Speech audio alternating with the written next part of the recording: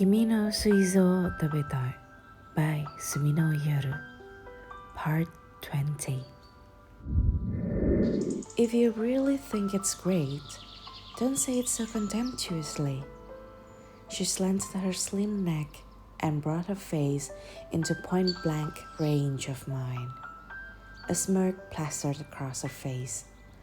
Even though I would say she was cute if I had to, I ended up thinking my greatest blunder yet. I looked the other way and I heard her crackling. She didn't say a word once her laughter stopped. We left the inner shrine and headed back the way we came from. But instead of crossing the bridge from earlier, we turned left, coming across the treasure house as well as a pool named the Iris Pond.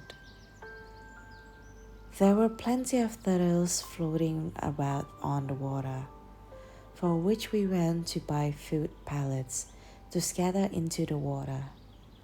Looking at the laid-back movements of the turtles, I got a little distracted from the heat. I broke out of my daze with the quiet realization that she had begun talking with a little girl. I looked at her smiling face and thought, as expected of a human who is the opposite of me. The girl asked, "Big sis, is he your boyfriend?" And she replied, "Nope, we just get along." Her response confused the young girl. Once we were done feeding the turtles, we walked the path along the pool and came across an eatery. At her suggestion, we popped in. The store was outfitted with an air conditioner, and we sighed on reflex at the respite it provided. The spacious store had 3 other groups of customers apart from us. There was a family, a classy elderly couple, and a group of 4 aunties who were heartily engaged in raucous chatter. We sat down at the table by the window. Soon, a gentle-looking granny arrived with 2 cups of water and took our orders. 2 umegai mochi, and I guess I'll get tea. Are you fine with tea too? I nodded, and the granny smiled as she left for the back of the shop. I drank the cold water and felt my body temperature steadily decrease.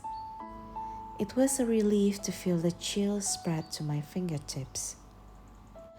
That confection, you called it umegai mochi, right? It's a specialty. It was listed on the magazine.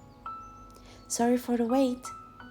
And before I could assert that we hadn't waited at all, 2 red plates of umegai mochi and 2 cups of green tea had been placed on our table.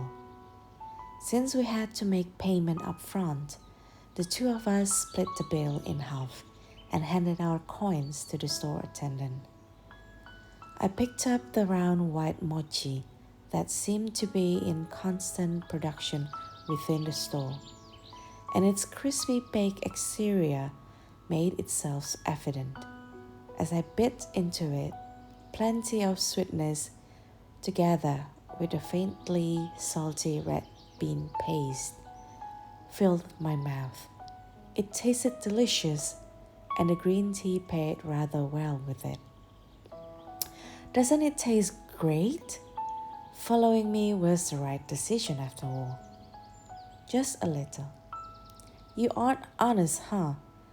At this rate, won't you just go back to being alone once I'm gone? It's not like that would bother me. That was what I thought. To me, the situation now was the true anomaly. Once she was gone, I would return to my original lifestyle without interacting with anyone. I'd shroud myself in the world of novels. I'd return to that kind of everyday. It wasn't something that was decidedly bad, but I didn't think I could make her understand. Once we were done with our meal, she spread her magazine open on the table. What are we going to do next? Oh, you're really getting into this, huh? I decided that I might as well lick the plate clean after seeing a scarecrow on the Shinkansen. Oh, okay. I don't understand what you just said, but I've come up with a list of things I wanted to do before I die. That was a good thing. She had probably realized how pointless it was to spend time with me. Like going on a journey with a boy, eating tonkotsu ramen at its place of conception. And though we just plunge into this journey, for now, goal for the me of today is to have awful hot pot for dinner. If I can fulfill that much for today, I'll be super happy. Get along, Kun? Do you have anywhere else you want to go? Not really. I'm basically indifferent to tourist attractions, so I don't really know any places for us to go. I've already said it in yesterday's message, but I'm fine with going anywhere you want to go. I see. So what shall we do? What? She had let out a dumb sound. The cause was the sound of something breaking coupled with someone's scream that had filled the room. I turned towards the direction of the ruckus, and I realized that within that ever noisy group of aunties, one of them had raised her voice hysterically. Next to them, the granny was bowing her head. It seemed that she had somehow stumbled and toppled over a teacup. The crash of the ceramic teacup shattering against the floor had surprised the girl who was troubled, thinking about our next course of action. I kept a watch on the situation and observed. Even though the granny continued to apologize profusely, the auntie who seemed to have gotten tea spilled on her own clothes got increasingly possessed by hysteria and appeared no different from a lunatic. Glancing in front of me, I saw that she was also watching as she sipped on her tea. I had thought that the situation would somehow be resolved peacefully, but my expectations were quickly dashed. The auntie absolutely blew her lid and roughly shoved the granny away. Having been pushed over, the granny staggered and collided with the table, causing it to flip and collapse onto the floor. The soy sauce dispenser and a bunch of disposable chopsticks were also scattered about. The only one that still remained in the sidelines after witnessing the present state of affairs was May. Wait a moment! Raising her voice to a level that I had not heard until now, the girl that should have been sharing a table with me stood up and rushed over to the granny down the aisle. I knew it, I thought. I, who wished to remain a bystander, and she, who wanted to be involved. It was that kind of thing. I could say with conviction that if I reversed myself as a person, that if I were her, I would have stood up too. The girl had the granny up, yelling at the ladies she considered her enemies. Of course, her opponents fought back, but this was probably her true worth. Having seen her in action, the other customers in the shop, the father of the family, and the elderly couple kicked into gear and supported the girl. After receiving criticism from all sides, even the other aunties turned red. The group hastily left the store, muttering complaints all the way out. With the troublemakers gone, the girl checked on the granny and was praised in return. I was still drinking my tea. After putting back the table in its original position, the girl returned with an "I'm back." She still appeared to be mad. I thought that she may have been upset with my lack of action, but that wasn't it. Even though the granny tripped and fell over because that auntie suddenly stretched her foot out. How utterly horrible. Yeah, in this world, there exists a notion that the sins of perpetrators and bystanders carried the same weight, in which case I was no different from those aunties, and so refrained from strongly condemning them. While looking at the girl who got angry for the sake of justice and whose days were numbered, I thought that the devil's children really had the devil's luck. There are plenty of humans that should die before you, huh? I know, right? I smiled bitterly at her agreement. Just like I had thought, I'd probably be alone again once she was gone. When we left the store, she received 6 omega mochi from the granny as a thank you gift and souvenir. She turned it down at first, but at the granny's insistence, graciously accepted it. I too got to eat some of that omega mochi, which had been baked as part of an earlier batch, and I enjoyed the moist and different texture. Even this too was delicious. For now, let's head towards the city, since we need to look for a Uniqlo too. That's true. I sweated more than I thought I would.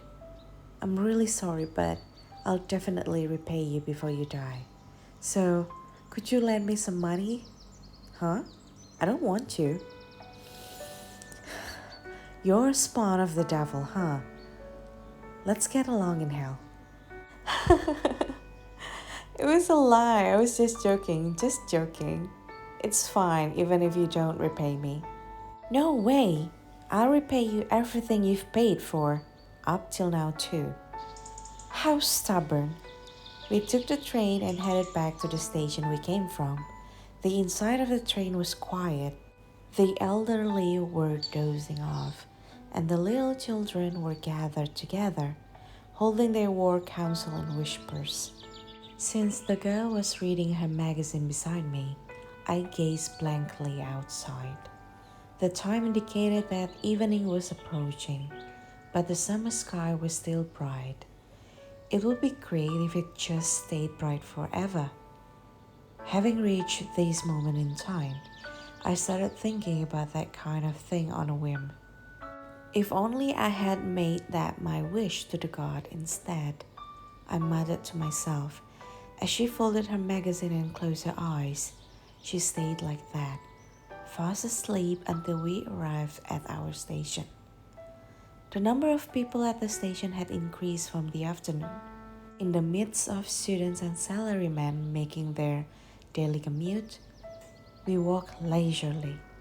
I thought that the residents of this prefecture walk faster than those living elsewhere. Maybe it was to avoid trouble in an unsafe prefecture. After consulting with her, we decided to proceed to the single downtown district within the prefecture. We had looked it up on our cell phones, and it seemed that there was also a Uniqlo over there. We searched it up some more, and apparently, in order to get to the first station within the city from the location of the shrine, we should have continued on without exiting the ticket gates. But at any rate, having been abducted, it was impossible for me to have done my research, and she was never a human meticulous enough to care about such things. We got on the subway and headed downtown. The night had fallen completely, and it was now 8 p.m. Hi guys, I'm Angelica. Thank you so much for watching this video or listening to it. I hope you guys enjoyed it. And if you do liked it, don't forget to click on that like button. And if you haven't subscribed to my channel yet, please do so. And ring that bell so you'll be notified whenever I uploaded the new video. Oh, one more thing. We've reached 1/3 of the entire novel. So, another two-thirds to go. I hope you guys stick with me until the end. Well, I guess that's it for today. I'm Angelica, signing out. Bye-bye.